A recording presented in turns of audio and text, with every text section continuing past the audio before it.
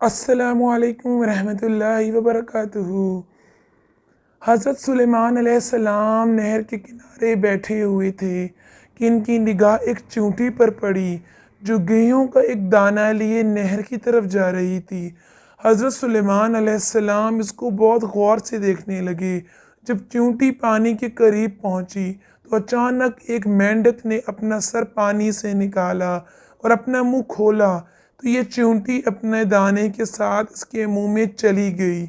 مینڈک پانی میں داخل ہو گیا اور پانی ہی میں بہت دیر تک رہا۔ حضرت سلیمان علیہ السلام کو بہت غور سے دیکھتے رہے۔ ذرا ہی دیر میں مینڈک پانی سے نکلا اور اپنا منہ کھولا تو چونٹی باہر نکلی، البتہ اس کے ساتھ دانہ نہ تھا۔ حضرت سلیمان علیہ السلام نے اس کو بلا کر معلوم کیا کہ ماجرا کیا تھا اور وہ کہاں گئی تھی۔ اس نے بتایا کہ اے اللہ کے نبی، آپ جو نہر کی تہہ میں ایک بڑا کھوکھلا پتھر دیکھ رہے ہیں، اس کے اندر بہت سے اندھے کیڑے مکوڑے ہیں۔ اللہ تعالیٰ نے ان کو وہاں پر پیدا کیا ہے۔ وہ وہاں سے روزی تلاش کرنے کے لیے نہیں نکل سکتے۔ اللہ تعالیٰ نے مجھے ان کی روزی کا وکیل بنایا ہے۔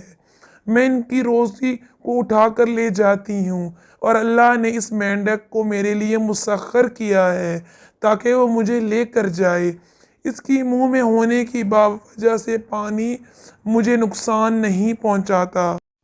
وہ اپنا منہ بند پتھر کے سوراخ کے سامنے کھول دیتا ہے، میں اس میں داخل ہو جاتی ہوں۔ جب میں اس کی روزی اس تک پہنچا کر پتھر کے سوراخ سے اس کے منہ تک آتی ہوں تو مینڈک مجھے منہ سے باہر نکال دیتا ہے۔ حضرت سلیمان علیہ السلام نے پوچھا، کیا تو نے ان کیڑوں کو کسی تسبیح کو سنا؟ کیا تو نے ان کیڑوں کی کسی تسبیح کو سنا؟ چونٹی نے بتایا، ہاں، وہ سب کہتے ہیں، اے وہ ذات جو مجھے اس گہرے پانی کے اندر بھی نہیں بھولتا۔ یہ واقعہ قصص الانبیاء سے لیا گیا ہے۔ ناظرین، اگر یہ واقعہ آپ کو پسند آیا تو اس کو زیادہ سے زیادہ شیئر کریں اور مزید اسلامک اور پراثر واقعات کے لیے ہمارے چینل کو سبسکرائب کرنا نہ بھولیں۔ السلام علیکم ورحمۃ اللہ وبرکاتہ۔